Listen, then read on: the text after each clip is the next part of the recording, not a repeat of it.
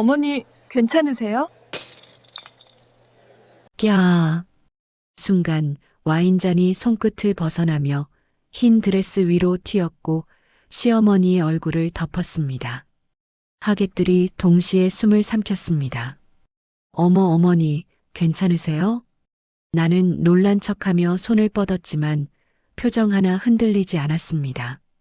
시어머니는 얼어붙은 채 나를 바라봤고 그녀의 손끝에서 잔이 미끄러져 바닥에 떨어졌습니다.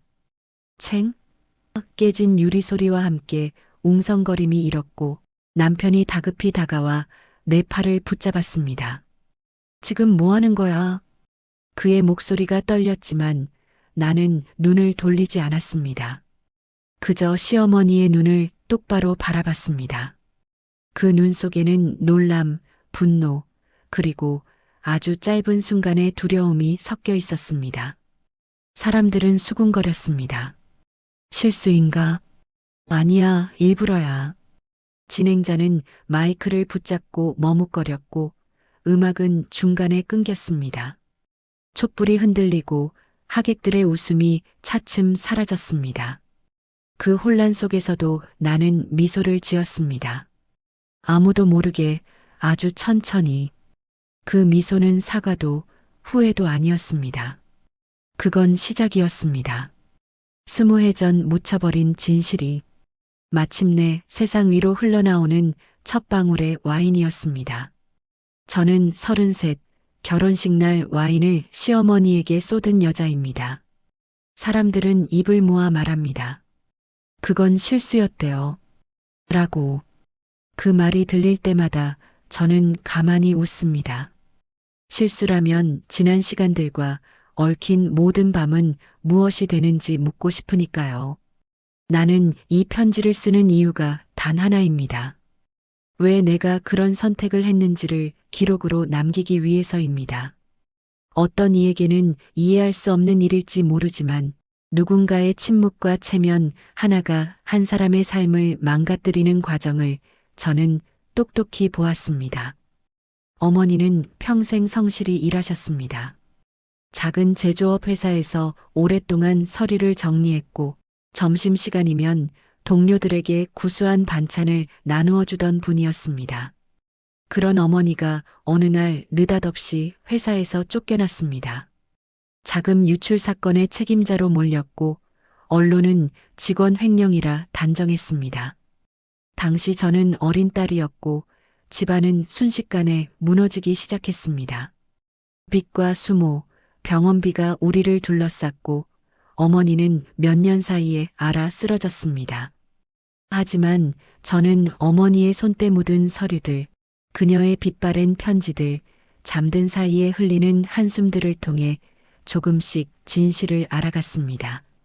진짜 범인은 회사의 사장이었고 사장은 자신의 죄를 감추기 위해 어머니를 희생양으로 만들었습니다. 그 사장의 아내는 그 모든 걸 알고도 입을 다물었습니다. 체면을 지키기 위해, 가족의 이름을 지키기 위해 한 여자의 인생을 포기했습니다. 그 사실을 알게 된 날, 제 가슴은 끓어올랐습니다. 슬픔을 넘어 분노가 밀려왔고 그 분노는 차갑게 식어 계획이 됐습니다. 복수는 감정적 폭발이 아니라 한치의 틈도 허용하지 않는 계산이었습니다. 나는 도연을 만났을 때 우연이라 믿지 않았습니다. 그는 내가 겨냥한 집안의 아들이었고 나는 처음부터 그 집으로 들어갈 생각이었습니다. 물론 사랑이라고 말하기에는 너무나도 계산적이었지만 사랑의 가면은 복수를 숨기는데 가장 좋은 도구였습니다. 소개 자리에서는 얌전하게 웃어주고 그의 취향을 맞춰주며 말 한마디를 조심했습니다. 사소한 관심과 칭찬을 건네며 그에게 안정을 심어주었고 그는 점점 나를 신뢰하게 됐습니다. 그 신뢰가 무너지면 그들의 체면도 무너질 거라는 확신이 점점 커졌습니다. 나는 결코 서두르지 않았습니다. 복수는 빠른 폭풍이 아니라 천천히 뿌리내리는 독초와 같았습니다. 낮에는 집안을 정성껏 꾸미는 며느리였고 밤에는 녹음기와 카메라를 점검하는 기록자였습니다. 남편의 말투를 녹음했고 그의 술자리 행동을 촬영했고 시어머니의 통화 내역과 거래 흔적을 조금씩 모았습니다. 그 모든 것이 모여 하나의 파일이 되었고 그 파일은 나중에 그들의 체면을 무너뜨릴 만한 힘을 지니게 될 것입니다. 나는 증거를 모으는 행위를 도덕적 정의라 부르지 않습니다. 다만 오랫동안 묻혀있던 진실을 끄집어내 세상에 드러내고자 했을 뿐입니다. 그 집안은 체면과 명예를 무엇보다 중요하게 여겼습니다. 표면적으로는 고상하고 점잖은 말투로 사람들을 평가했지만 그 이면에는 부정과 은밀한 거래가 도사리고 있었습니다. 시어머니는 언제나 손님 앞에서 우아했지만 그 우아함 뒤엔 냉정함과 계산이 숨어 있었습니다. 나는 그 냉정함을 눈여겨보았습니다. 사람들은 그녀의 말 한마디에 움직였고 그녀의 눈빛 하나에 고개를 숙였습니다. 그 눈빛을 언젠가 깨뜨려야겠다고 생각했습니다. 체면을 중시하는 사람이 가장 두려워하는 것은 체면의 파괴이니까요. 어느 날 밤 나는 오래된 서랍을 열어봤습니다. 어머니가 남긴 오래된 봉투들이 그곳에 있었습니다. 봉투 속에는 작은 영수증, 손글씨 메모, 회사 내부 문서의 일부가 섞여 있었습니다. 그 문서들은 하나같이 어머니의 손을 가리키는 듯 보였지만 자세히 보니 수상한 점이 많았습니다.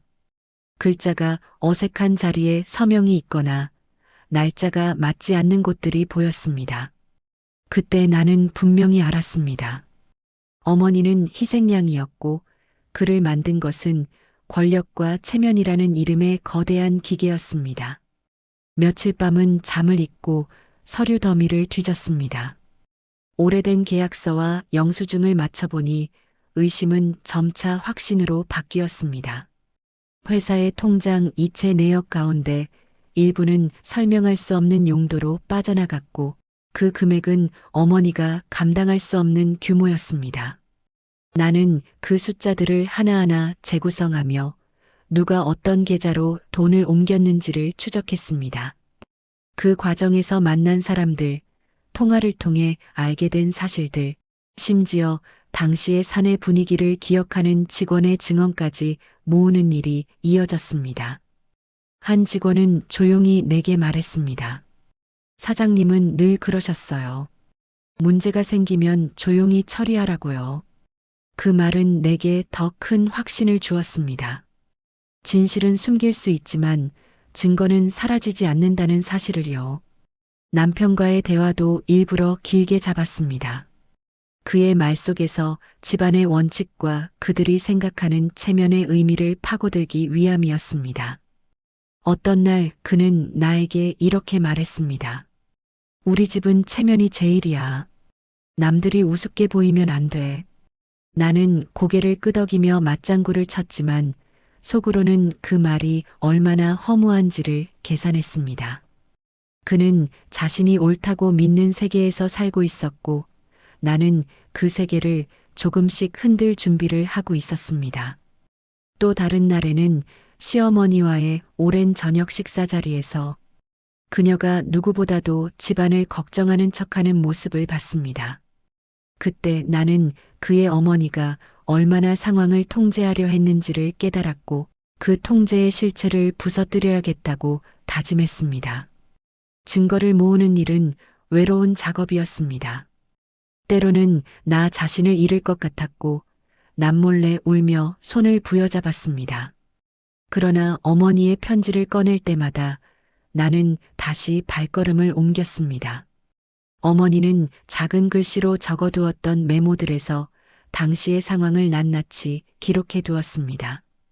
그 메모들은 나에게 있어서는 보물과도 같은 것이었습니다. 한 문장, 한 단어가 짧은 진실의 단서가 되었죠. 그 진실들을 모아 정리하다 보면 가끔은 분노와 함께 슬픔이 밀려왔습니다. 사람의 삶을 망가뜨린 것이 단지 한순간의 실수가 아니었다는 생각이 들었기 때문입니다. 나는 복수의 윤리를 자문하기도 했습니다. 친구에게 도움을 청할까, 변호사를 만나 조언을 들을까 고민했습니다. 하지만 누군가에게 말한다는 것은 위험을 의미할 수 있었습니다. 진실이 드러나기 전까지는 확실한 증거가 더 중요하다고 판단했습니다. 그래서 나는 혼자서 증거를 정리하기로 했습니다. 그것은 외롭고 힘든 선택이었지만 동시에 나는 그 무게를 기꺼이 견뎌내겠다고 다짐했습니다. 가끔씩 남편의 눈빛에서 의심의 흔적을 느꼈지만 그는 끝내 그것을 표면화하지 않았습니다. 그게 오히려 나에게 유리했습니다. 의심의 근거가 미약할 때 사람들은 더 안심하고 평소대로 행동합니다. 나는 그 평온을 악용했습니다. 어떤 날엔 문득 인간성에 대한 의문이 들었습니다. 나만의 복수가 정당한가? 나의 방법은 과연 옳은가? 그럴 때마다 어머니의 서늘한 얼굴이 떠올랐습니다. 억울함에 눈물 흘리던 그녀의 모습, 말을 잃은 채 하루하루를 견디던 그녀의 숨결, 그 기억이 나를 다시 앞으로 나아가게 했습니다. 나는 복수를 통해 누군가를 괴롭히고 싶지 않았습니다. 나는 단지 잃어버린 이름을 되찾고 싶었을 뿐입니다. 나는 이제 공개의 타이밍과 창구를 정했습니다. 어떤 매체를 이용할지, 어떤 순서로 폭로할지, 그리고 공개 후 발생할 후속 대응까지 하나하나 계산했습니다. 이 모든 과정은 마치 치밀하게 설계된 연극의 리허설과도 같았습니다. 나만의 작은 무대에서 나는 배우이자 연출자였고 관객은 전 사회였습니다. 이 연극이 끝난 뒤 누가 웃을지, 누가 울지 알 수 없지만 반드시 해야 할 일이었습니다. 그리고 나는 결혼식을 그 무대로 택했습니다. 축복의 자리에서 진실이 드러난다면 그 충격은 훨씬 강력할 테니까요. 그 결정은 차갑고도 계산적이었지만 어쩔 수 없는 선택이었습니다. 마지막으로 다시 한번 말하고 싶습니다. 나는 복수 그 자체를 즐기는 사람이 아닙니다. 나는 한 여자의 이름을 되찾고자 했고 그 의지는 나를 이 자리로 이끌었습니다. 내 선택은 누군가에게 불편하고 불편함을 넘어 상처가 될 수 있음을 압니다. 그렇지만 어머니의 억울함을 방치하는 것도 또 다른 불이라고 생각했습니다. 이 편지를 통해 나는 단지 한 사람의 진심을 전하고 싶었을 뿐입니다. 나는 결혼 생활의 초반을 마치도록 일부러 평화라는 옷을 입고 살았습니다. 낮에는 며느리로서 집안을 돌보고 저녁에는 가족과 함께 식탁에 둘러앉아 웃는 얼굴을 했죠. 시어머니는 그 모습을 흐뭇하게 바라보며 가끔 내게 작은 칭찬을 건넸습니다. 서연아, 우리 집에 잘 어울리는 여자야. 그 말은 듣기 좋았지만 내 귀에는 다른 뜻으로 들렸습니다. 그녀의 칭찬은 칭찬이 아니라 확인이었고 나는 그 확인을 즐기는 척 연기했습니다. 그들의 집은 손님이 오면 언제나 정갈했습니다.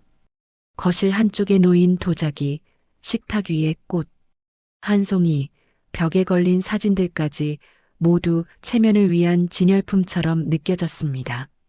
그 속에서 나는 작은 파편처럼 존재했습니다. 나는 집안의 규칙을 몸에 익히려 애썼습니다. 손님 맞이 예절, 설거지 순서, 친척의 말에 웃는 법까지 배웠습니다. 언제나 일정한 표정과 목소리를 유지하는 것은 쉽지 않았지만 그것이 나의 역할이었습니다.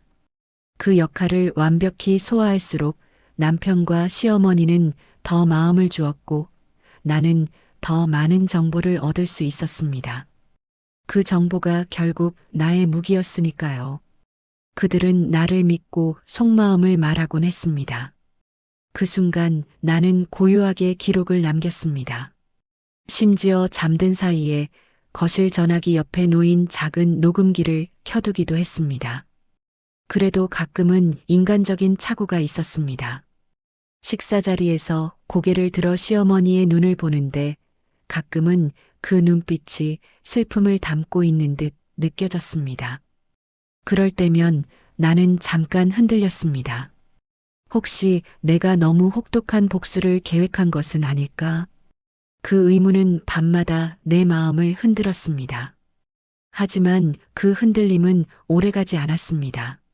내가 기억하는 것은 어머니가 홀로 견뎌야 했던 긴 밤들이었고 그 기억은 나를 다시 바로 세웠습니다. 내가 한 행동들은 치열한 계산의 연속이었습니다. 시어머니가 손님 앞에서 했던 말들, 남편이 친구 앞에서 비웃던 표정, 집안 거래에 대해 흘린 소문들까지 모두 모아두었습니다. 그중 몇 가지는 겉으로 보기엔 사소한 일들이었습니다. 예를 들어 시어머니가 집안 회의에서 우리 명예를 지켜야 한다며 목소리를 높인 날이 있었습니다. 그날 남편은 불편한 기색을 숨기지 못했고 나는 그 순간을 카메라로 남겼습니다. 그 작은 영상 하나가 나중에 큰 파장을 일으킬 단서가 될 줄은 그때도 몰랐습니다. 나는 외부 사람들과의 접촉도 조심했습니다. 친정 어머니의 친구들이나 옛 직장 동료와의 만남도 최소화했고 불필요한 소문이 돌지 않도록 신경 썼습니다. 그 대신 나는 동네 사람들의 평판을 주의 깊게 살폈습니다. 누가 누구와 친한지, 어느 가게 주인이 어떤 사람을 싫어하는지, 그런 사소한 정보들이 결국 큰 그림을 완성시키는 단서가 되었습니다. 사람의 관계망은 때로는 범죄 수사보다도 더 많은 것을 말해주었습니다. 그 집안의 내부 갈등은 천천히 거의 보이지 않게 자라났습니다. 시어머니는 표면적으로는 완벽한 호스트였지만 가족회의에서는 작은 권력을 행사하곤 했습니다. 남편은 그런 어머니의 기대를 만족시키려 애썼고 가끔 지나친 말투로 나를 몰아붙였습니다. 그럴 때마다 나는 억지 미소로 넘기며 더 많은 자료를 모았습니다. 그 자료는 곧 나의 증거가 될 것이었습니다. 어느 주말 나는 남편이 친구들과 나간 저녁 자리를 몰래 따라갔습니다. 그는 술에 취해 말수를 줄였고 친구들의 농담에 웃어넘기기 바빴습니다. 나는 그곳에서 그가 평소와 다르게 행동하는 모습을 촬영했고 그 영상은 그의 체면을 훼손할 만한 것으로 보였습니다. 그날 밤 집으로 돌아오는 길에 나는 차 안에서 오래도록 손을 잡고 있었습니다. 두려움과 결의가 동시에 있었습니다. 이 길이 옳은지 아닌지 나 자신을 수없이 물었지만 결국 나는 멈추지 않기로 했습니다. 나는 또한 시어머니의 금융 내역을 추적하려 시도했습니다. 물론 직접 은행 계좌를 열람할 수는 없었지만 주변 사람들의 말과 거래 영수증, 과거의 영수증들을 모아 연결고리를 찾으려 노력했습니다. 그 과정에서 나는 예상치 못한 정보를 얻기도 했습니다. 예컨대 어느 장례식장에서 우연히 들은 말 한마디가 시어머니의 구매 내역과 일치하는 것을 발견했습니다. 그 순간 나는 등골이 소름 끼쳤고 동시에 희열을 느꼈습니다. 진실이 조금씩 모습을 드러내고 있음을 알았기 때문입니다. 더 시간을 들여 살펴보니 작은 일상이 가장 큰 단서가 되기도 했습니다. 집안 식탁에 놓인 특정 브랜드의 반찬통, 시어머니가 즐겨 쓰는 편지지의 무늬, 집안에서만 돌려보는 사진 속 위치들까지 나는 그런 사소한 것들을 기록하며 그들이 무엇을 중요하게 여기는지 면밀히 파악했습니다. 한 번은 시어머니가 친구에게 전화를 걸어 시계 수리를 맡길 집을 추천하라 부탁하는 소리를 들었고 그 통화 내용은 나중에 그들이 특정 상인과 어떤 거래를 해왔는지를 알아내는 단서가 되어 주었습니다. 그렇듯 사소한 것들이 모여 큰 흐름이 되었고 나는 그 흐름을 따라가며 진실의 퍼즐을 맞춰갔습니다. 집안에서의 작은 친절들도 때로는 나를 혼란스럽게 했습니다. 시어머니가 내게 직접 차를 우려주던 날이 있었고 그날 밤 나는 그녀의 손을 바라보며 복잡한 감정을 느꼈습니다.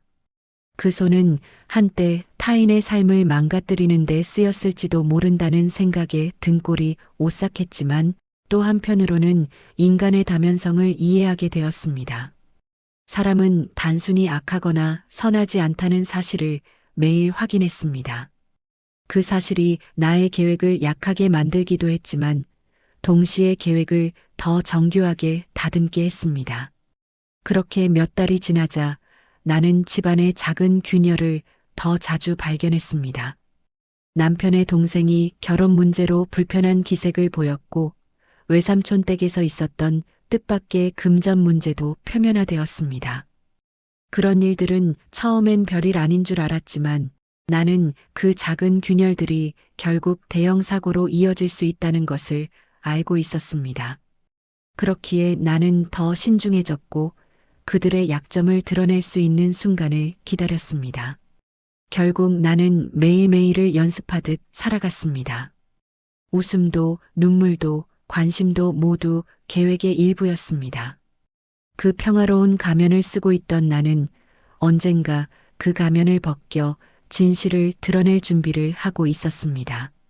남편의 회사에서 새 프로젝트가 시작된다는 이유로 그는 점점 집에 늦게 들어오기 시작했습니다.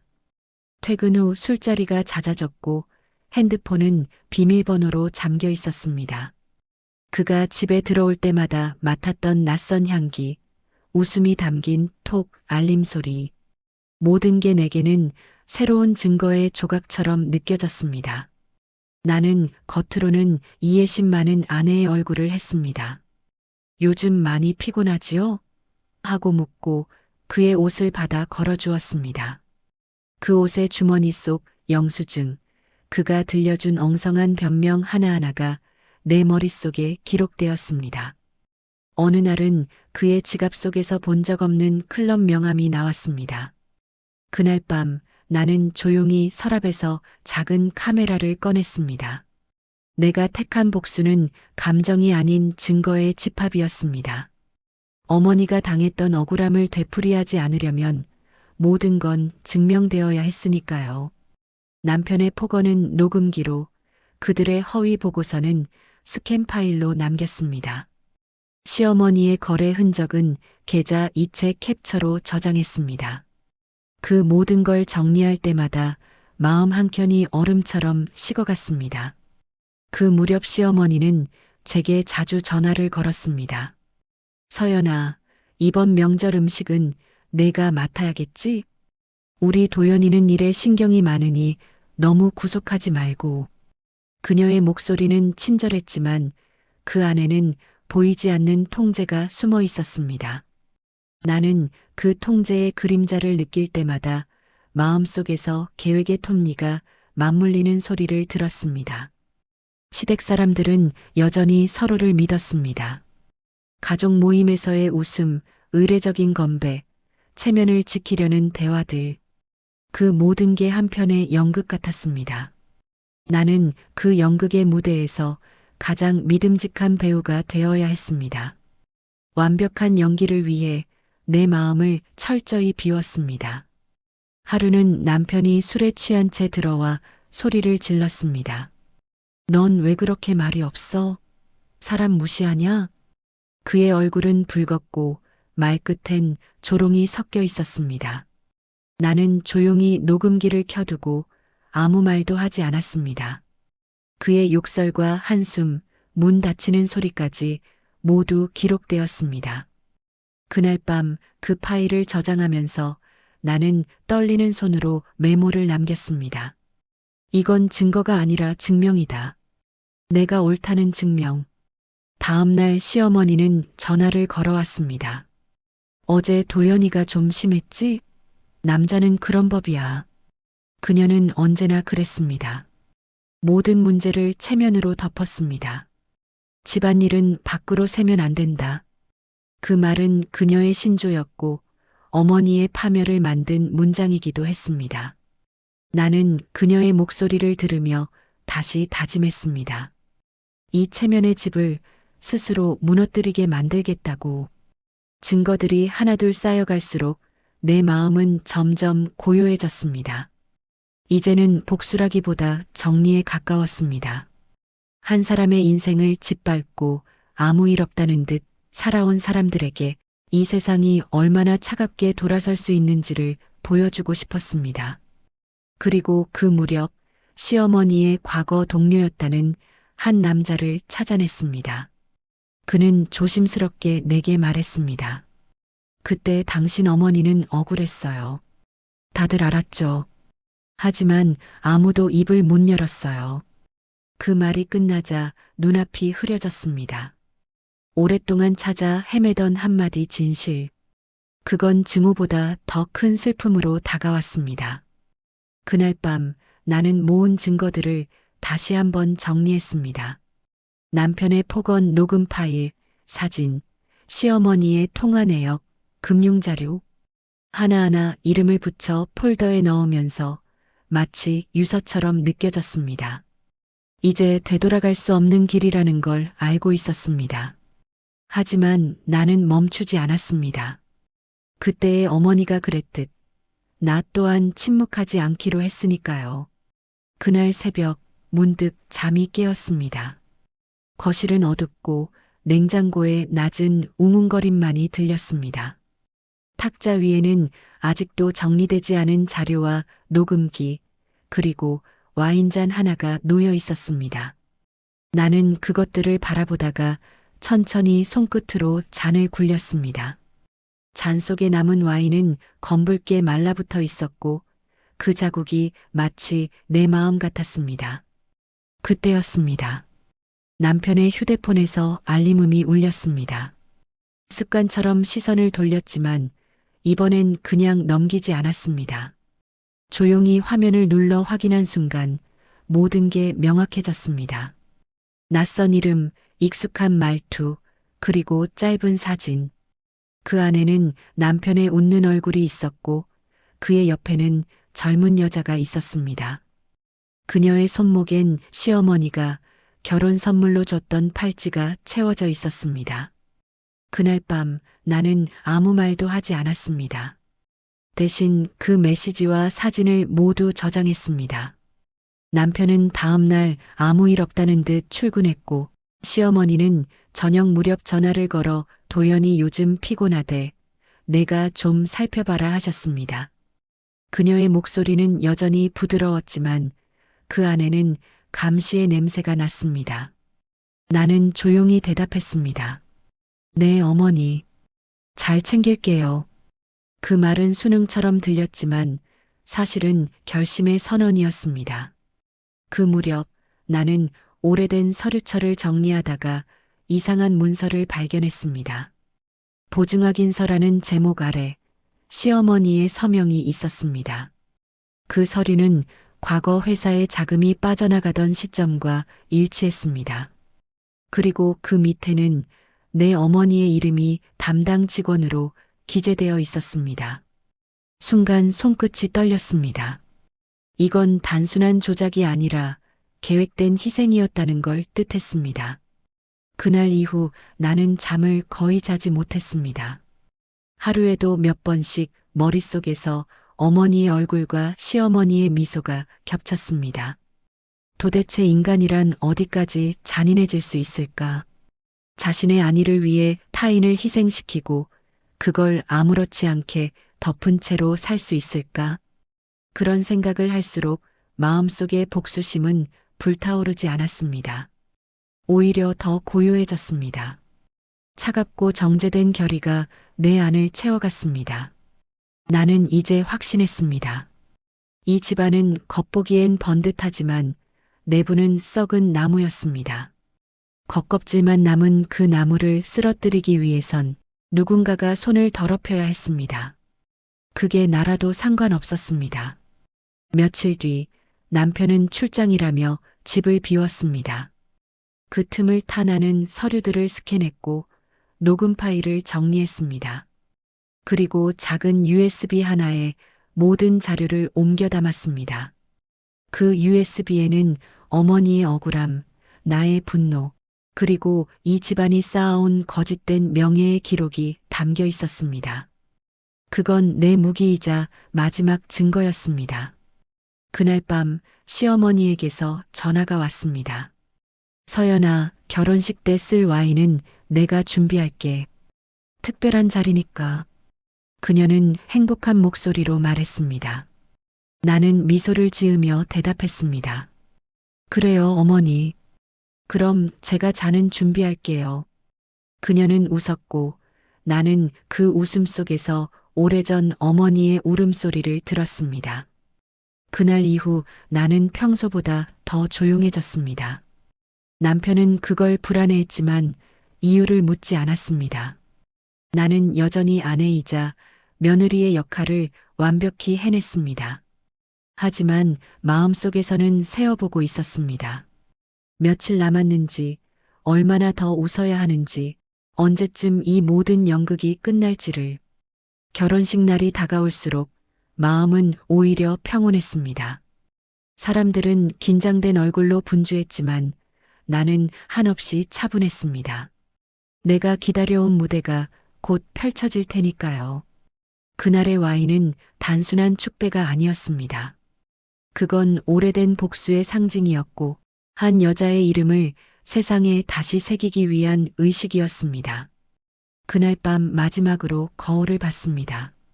입꼬리를 올리며 웃는 연습을 했고 시선을 곧게 유지했습니다. 이제 끝이야. 내 입에서 나온 그 한마디는 무겁지도 떨리지도 않았습니다. 그건 선언이 아니라 예고였습니다. 그리고 그 예고의 끝에 나는 결국 와인 잔을 들게 될 거라는 걸 알고 있었습니다. 결혼식 날 아침은 유난히 맑았습니다. 햇살이 흰 벽을 스쳐 지나가며 드레스 자락에 닿았고 사람들은 분주하게 오가며 축복의 인사를 전했습니다. 하객들의 웃음소리가 들려올 때마다 제 심장은 천천히 그러나 규칙적으로 뛰었습니다. 나는 준비가 되어 있었습니다. 거울 앞에 서서 긴 베일을 고르던 순간에도 마음은 단 한 번도 흔들리지 않았습니다. 오늘이 그날이야. 속으로 중얼거린 말이 내 귓가를 울렸습니다. 헤어 메이크업을 담당한 직원이 제게 미소를 지었고 저는 그 미소를 그대로 따라했습니다. 모든 것이 완벽했습니다. 하나의 흠도 하나의 감정도 드러나지 않도록 준비된 얼굴. 시어머니는 일찍 도착하셨습니다. 은은한 향수 냄새, 단정한 정장, 여전히 고개를 높이 든 자세. 그녀의 눈빛에는 자신감과 자부심이 깃들어 있었습니다. 서연아, 오늘은 내 인생에서 가장 아름다운 날이야. 그녀는 제 손을 잡고 그렇게 말했습니다. 그 순간 제 속에서 뭔가 미세하게 흔들렸습니다. 어머니의 손이 생각났거든요. 억울함에 굳어버린 그 손, 차가운 병원 불빛 아래에서 더 이상 움켜쥘 수 없었던 손. 나는 그 기억을 떠올리며 시어머니의 손을 살짝 놓았습니다. 하객석의 웅성거림이 점점 커졌습니다. 남편은 긴장한 듯 미소를 짓고 있었고 사회자는 축하 인사를 준비하고 있었습니다. 결혼 행진이 시작될 때 나는 한 걸음 한 걸음마다 내 과거를 밟고 있음을 느꼈습니다. 드레스 자락이 바닥을 스치고 사람들의 시선이 나를 향했습니다. 그러나 내 시선은 단 하나 그녀에게만 머물렀습니다. 시어머니. 그녀는 여전히 완벽했습니다. 모든 게 통제된 듯한 얼굴, 계산된 미소. 그 얼굴이 내 앞에 있을 때 지난 20년의 모든 장면이 한순간에 스쳐갔습니다. 결혼식장의 조명이 잠시 흔들렸습니다. 하객들이 술잔을 들고 서로를 축하했고 와인병이 열리는 소리가 울렸습니다. 그때였습니다. 내 앞에 있던 그녀가 와인잔을 들어올리며 환하게 웃었습니다. 우리 며느리 정말 자랑스럽다. 그 목소리는 따뜻했지만 나에게는 그 어떤 말보다 차갑게 들렸습니다. 그녀의 얼굴 위로 반짝이는 와인빛이 일렁였고 나는 천천히 손을 들었습니다. 사람들이 주목하지 못한 찰나의 순간이었습니다. 와인잔이 기울어졌고 붉은 액체가 허공을 그리며 쏟아졌습니다. 그 색은 너무도 선명했습니다. 시어머니의 드레스 위로 그리고 그녀의 얼굴 위로 붉은 자국이 번졌습니다. 순간 모든 소리가 멈췄습니다. 카메라 플래시도, 축가도, 사람들의 웃음소리도 전부 사라진 듯 했습니다. 나는 조용히 입을 열었습니다. 어머, 어머니 괜찮으세요? 내 목소리는 부드럽게 떨렸지만 그 떨림은 연기가 아니었습니다. 그건 긴 시간 억눌러온 감정의 끝이었습니다. 시어머니는 당황한 얼굴로 나를 바라봤고 하객들이 웅성거리기 시작했습니다. 남편이 다가와 나를 붙잡았지만 나는 미동도 하지 않았습니다. 그저 그녀의 눈을 똑바로 바라봤습니다. 그 눈빛 속에는 놀람과 혼란, 그리고 아주 잠깐의 죄책감이 스쳤습니다. 괜찮아요. 제가 닦을게요. 그 말을 남기며 나는 휴지를 들어 올렸습니다. 그녀는 한 걸음 물러섰고 드레스 아래로 떨어진 와인이 천천히 흘러내렸습니다. 그 자국이 카펫 위에 번지며 마치 오래된 피처럼 퍼져나갔습니다. 사람들은 숨을 죽였습니다. 누군가는 사고라 말했고 누군가는 일부러라 속삭였습니다. 하지만 누구도 진실을 알지 못했습니다. 그날의 결혼식은 혼란스러웠습니다. 진행자는 무엇라 말해야 할지 몰랐고 하객들은 불편한 미소로 서로의 눈치를 봤습니다. 나는 여전히 미소를 짓고 있었습니다. 그 미소는 결코 후회가 아니었습니다. 그건 긴 세월의 종지부이자 어머니의 억울함에 대한 마지막 인사였습니다. 그날 밤 나는 혼자 방 안에 앉아 있었습니다. 드레스는 구겨져 있었고 와인 냄새가 희미하게 남아 있었습니다. 거울 속에 나는 낯선 사람 같았습니다. 하지만 눈빛만은 분명했습니다. 이제 시작이야. 그 말이 입술을 떠나지 않았습니다. 누구도 몰랐습니다. 그 붉은 와인이 단순한 사고가 아니라 20해 묵은 죄의 기억을 세상 위로 불러올 신호탄이었다는 것을. 결혼식이 끝나고 며칠 동안 나는 아무 말도 하지 않았습니다.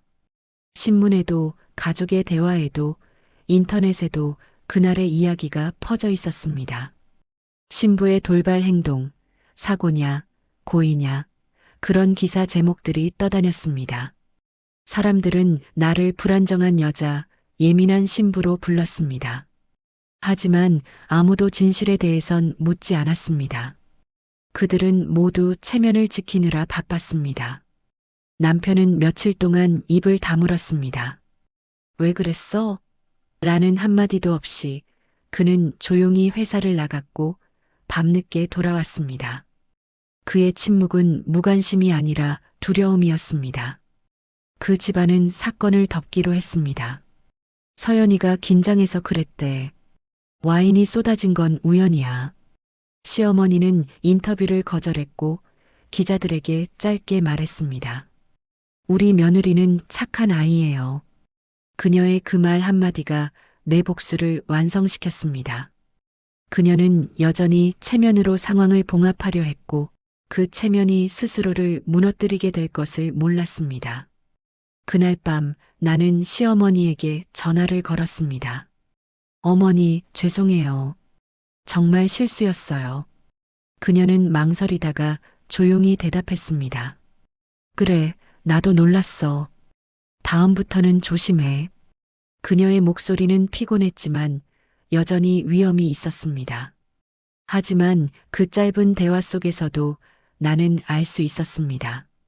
그녀는 처음으로 통제할 수 없는 일을 경험하고 있었죠. 며칠 뒤 언론에 새로운 기사가 올라왔습니다. 유명 건설사 이성태 회장, 비자금 의혹 조사 착수. 그 뉴스에 시댁 사람들은 침묵했습니다. 시어머니는 병원으로 입원했고 남편은 기자의 전화를 받지 않았습니다. 그리고 다음 날 그 기사의 첨부 파일에 내 어머니 이름이 등장했습니다. 20년 전 허위 횡령 사건 관련 문서 확인 중 그 한 문장이 모든 걸 뒤집었습니다. 나는 그날 밤 USB를 꺼냈습니다. 그 안에는 내가 모아둔 모든 증거가 들어 있었습니다. 어머니의 억울함을 밝히는 자료, 시어머니의 거래 기록, 남편의 폭언 녹음. 그 파일들을 한 번 더 확인하며 나는 미소를 지었습니다. 이제 됐어요, 엄마. 그 말은 눈물이 아닌 평온으로 나왔습니다. 다음 주 나는 이혼 서류를 제출했습니다. 남편은 저항하지 않았습니다. 그는 이미 모든 걸 알고 있었습니다. 그 USB, 내가 한 거야? 그가 묻자 나는 잠시 눈을 마주쳤습니다. 아니요. 세상이 한 거예요. 그 대답에 그는 아무 말도 하지 않았습니다. 그 후 시어머니의 집은 매각되었습니다. 명예롭던 이름은 신문에서 사라졌고 한때 완벽했던 그 집안의 사람들은 서로를 피했습니다. 나는 더 이상 그들에게 증오를 느끼지 않았습니다. 그건 이미 끝난 이야기였습니다. 봄이 왔을 때 나는 어머니의 묘소를 찾았습니다. 작은 와인 한 병을 들고 묘비 앞에 잔을 따르며 나는 조용히 속삭였습니다. 엄마, 이제 괜찮아요. 그 사람들도 그 죄도 다 흙으로 돌아갔어요. 바람이 잔잔히 불었고 붉은 와인이 흙 위로 스며들며 사라졌습니다. 그날 나는 처음으로 진심으로 웃었습니다. 이 복수는 통쾌하지 않았습니다. 하지만 정의로웠습니다. 그리고 그 정의는 20해 전 짓밟힌 한 여자의 이름을 다시 세상 위로 불러올 만큼 충분했습니다. 며칠이 지나고 세상은 다시 평온한 일상으로 돌아간 듯 했지만 나의 일상은 완전히 달라져 있었습니다. 이혼 서류가 처리되었고 새 집의 창문 너머로는 봄 햇살이 쏟아졌습니다. 하지만 마음속엔 여전히 그날의 와인 냄새가 남아 있었습니다. 붉고 짙은 그러나 이제는 더 이상 슬프지 않은 냄새. 나는 매일 새벽 어머니의 낡은 일기장을 꺼내 읽었습니다. 나는 잘못하지 않았다. 그 짧은 문장을 수없이 반복하며 그 문장이 얼마나 큰 울음이었는지 깨달았습니다. 이제서야 어머니의 억울함이 세상에 드러났지만 그녀는 그 모습을 보지 못했습니다. 그래서 나는 대신 봅니다. 신문 기사 속에서, 법원 기록 속에서 허위 횡령이라는 문장이 사라지는 걸 직접 보며 미소 지었습니다. 시어머니는 병원에 입원한 뒤로 모습을 드러내지 않았습니다. 누군가는 그녀가 정신적 충격으로 말을 잃었다고 했습니다. 그 소식을 듣고도 나는 아무 말도 하지 않았습니다. 복수의 완성은 죄책감이 아니라 고요한 마침표로 다가왔습니다.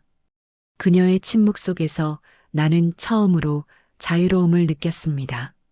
남편은 회사를 떠났습니다. SNS 계정도 사라지고 친구들도 멀어졌습니다. 그가 마지막으로 내게 보낸 메시지는 단 한 줄이었습니다. 우리 처음엔 진심이었을까? 나는 답하지 않았습니다. 진심이었을지도 아니었을지도 모릅니다. 하지만 그건 이제 아무런 의미가 없었습니다. 그날 이후 나는 더 이상 과거를 증오하지 않습니다. 복수는 나를 구원하지 않았지만 나를 다시 살게 만들었습니다. 이제 나는 누군가의 딸이자 누군가의 피해자가 아닌 내 자신의 이름으로 살아가고 있습니다. 봄비가 내리던 어느 날 나는 어머니의 묘소에 다시 갔습니다. 손에는 한 송이 백장미와 작은 와인병을 들고 있었죠. 엄마, 나 이제 괜찮아요. 당신의 이름은 더 이상 거짓 속에 묻혀 있지 않아요. 나는 그렇게 말하고 와인을 잔에 따랐습니다. 와인은 천천히 흙 속으로 스며들었고 그 위로 햇살이 비쳤습니다. 그날 처음으로 나는 진정한 의미의 용서를 이해했습니다. 그건 그들을 위한 용서가 아니었습니다. 내 자신을 위한, 살아남은 자의 용서였습니다. 나는 이제 과거의 무게를 내려놓았습니다. 그리고 언젠가 내 이야기가 누군가의 어둠 속에서 작은 빛이 되기를 바랍니다. 한 여자의 인생을 짓밟은 체면의 집은 무너졌지만 그 무너짐 속에서 다시 피어난 건 진실이었습니다. 진실은 때로는 늦게 오지만 결코 사라지지 않습니다. 그건 어머니가 남긴 마지막 유산이자 내가 이어가야 할 삶의 이유입니다. 며칠 전까지만 해도 모든 것이 끝났다고 생각했습니다. 이제는 과거를 뒤로하고 살아가야겠다고 그렇게 스스로를 다독였죠. 하지만 세상은 언제나 예상치 못한 방식으로 과거를 다시 꺼내 보이곤 합니다. 한 통의 편지가 도착했습니다. 보낸 사람의 이름은 없었지만 필체는 이상하게 익숙했습니다. 하얀 봉투를 뜯자 안에는 단 한 장의 종이만 들어 있었습니다. 그리고 그 위에는 이렇게 적혀 있었습니다. 서연 씨, 미안합니다. 그때 아무 말도 하지 못해서. 서명이 없었지만 나는 곧 알 수 있었습니다. 그건 시어머니의 글씨였습니다. 가늘고 일정한 획, 습관처럼 왼쪽으로 기운 끝부분. 그녀는 여전히 체면을 지키려는 사람답게 사과 한마디조차 완전히 내뱉지 못한 채 종이 한 장으로 남겼습니다. 편지를 읽으며 잠시 숨이 멎는 듯 했습니다. 분노도 안도도 아닌 감정이 내 안을 스쳤습니다. 마치 오랜 어둠 속에서 누군가 마지막으로 촛불을 켜준 듯한 기분이었습니다. 나는 그 편지를 접어 어머니의 일기장 사이에 끼워 넣었습니다. 그녀의 사과가 진심이었는지 아닌지는 중요하지 않았습니다. 중요한 건 그녀가 침묵을 깼다는 사실이었습니다. 그건 내가 그녀에게서 끝내 빼앗고 싶었던 것, 진실을 말하는 용기였습니다. 며칠 뒤 나는 오랜만에 남편에게서 메시지를 받았습니다. 그는 먼 도시로 이주해 새로운 일을 시작했다고 했습니다. 다시 돌아가고 싶진 않아. 하지만 너와 함께한 시간만은 후회하지 않아. 그 말이 얼마나 진심이었는지는 모르겠지만 이제는 그의 진심조차 평가할 이유가 없었습니다. 나는 조용히 답장을 썼습니다. 당신의 후회가 누군가의 삶을 구할 수 있다면 좋겠어요. 그게 마지막 대화였습니다. 밤이 되면 여전히 와인의 향이 떠오릅니다. 그날의 붉은 빛, 침묵한 사람들의 얼굴, 그리고 내 손끝에서 흘러내린 그 한 잔의 복수. 이제는 그것이 두렵지 않습니다. 그건 증오의 상징이 아니라 진실의 시작이었으니까요. 지금 나는 작은 출판사에서 일하고 있습니다. 가끔은 원고를 읽으며 눈물이 나고 가끔은 웃으며 밤을 지새웁니다. 세상에는 여전히 억울한 사람들이 있고 누군가는 여전히 체면 때문에 진실을 감추고 있습니다. 하지만 나는 압니다. 언젠가는 그들도 자신만의 붉은 와인을 따르게 될 거라는 걸. 그건 복수의 의미가 아닙니다. 그저 잃어버린 이름을 되찾는 또 하나의 방법일 뿐입니다. 오늘 밤 나는 마지막 잔의 와인을 따릅니다. 유리잔에 담긴 붉은 빛이 흔들리며 창가에 비친 나의 얼굴을 물들입니다. 그 얼굴에는 더 이상 분노도 두려움도 없습니다. 오직 평온만이 남아 있었습니다. 나는 천천히 잔을 들어 올렸습니다. 엄마, 그리고 나를 이렇게 만든 세상. 이제 정말 끝이에요. 와인은 잔에서 흘러내렸고 창밖의 불빛 속에서 반짝였습니다. 그리고 그 순간 나는 알았습니다. 복수의 끝은 파멸이 아니라 해방이었다는 것을. 여러분, 오늘 사연 어떠셨나요? 결혼식이라는 단어는 우리에게 언제나 축복의 상징으로 다가옵니다. 하얀 드레스, 환한 미소, 그리고 서로에게 건네는 다짐. 하지만 그 아름다운 순간에도 누군가의 눈물과 진한 상처가 숨어 있을 때가 있죠. 오늘의 주인공 서연 씨는 그 하얀 날에 가장 붉은 선택을 했습니다. 한 잔의 와인을 들어 올리는 순간 그건 단순한 실수가 아니라 한 세대에 걸친 고통의 끝이었죠. 누군가에겐 파괴로 보였을지 모르지만 그녀에게는 그것이야말로 진실의 시작이었습니다. 사람들은 흔히 복수를 잔혹한 일이라고 말합니다. 하지만 복수의 본질은 잔인함이 아니라 증명입니다. 나는 틀리지 않았다. 그때 그 일은 정말 잘못된 일이었다. 그 한마디를 세상에 외치기 위해 서연 씨는 자신의 인생을 통째로 건 셈이죠. 20년 전 억울하게 누명을 썼던 어머니의 인생, 그리고 그 사건을 외면했던 시어머니의 침묵. 그 오랜 어둠 속에서 한 사람의 딸이 다시 빛이라는 이름으로 세상에 나섰습니다. 그녀는 단지 복수를 한 게 아니라 사라진 이름 하나를 되찾은 것이었습니다. 사람들은 말합니다. 이제 그만 잊어야지. 지나간 일은 묻어야지. 하지만 잊는다고, 묻는다고 해서 진실이 사라질까요? 아니요. 진실은 묻혀 있어도 언젠가는 스스로의 길을 찾아 떠오릅니다. 마치 붉은 와인이 흰 천이로 스며드는 것처럼 진실은 감춰도 언젠가는 흔적을 남깁니다. 서연 씨의 선택이 옳았느냐? 그건 아무도 단정할 수 없습니다. 하지만 분명한 건 그녀가 끝내 침묵하지 않았다는 것. 그 용기만큼은 누구도 폄하할 수 없을 겁니다. 시어머니는 결국 말 한마디로 사과를 남겼습니다. 그때 아무 말도 하지 못해서 미안하다. 그 한 줄의 문장은 너무 늦었지만 그래도 세상에서 가장 무거운 미안하다였을 겁니다. 그녀의 침묵을 깬 그 편지 한 장이 서연 씨에게는 복수보다 더 큰 구원이 되었겠죠. 복수의 끝은 언제나 허무하다고들 합니다.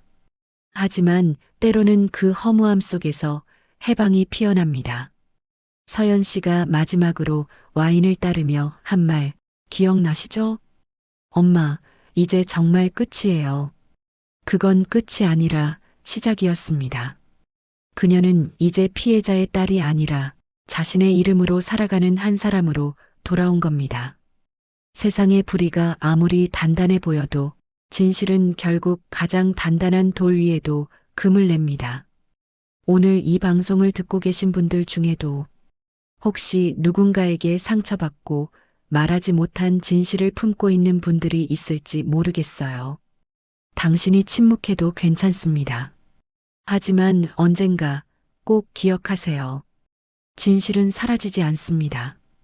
때로는 시간이 오래 걸리지만 그 진실은 결국 당신의 편이 되어 돌아옵니다. 그리고 그때는 누구의 허락도 필요하지 않습니다. 당신의 목소리, 당신의 이야기, 그것만으로도 세상은 조금은 바뀝니다.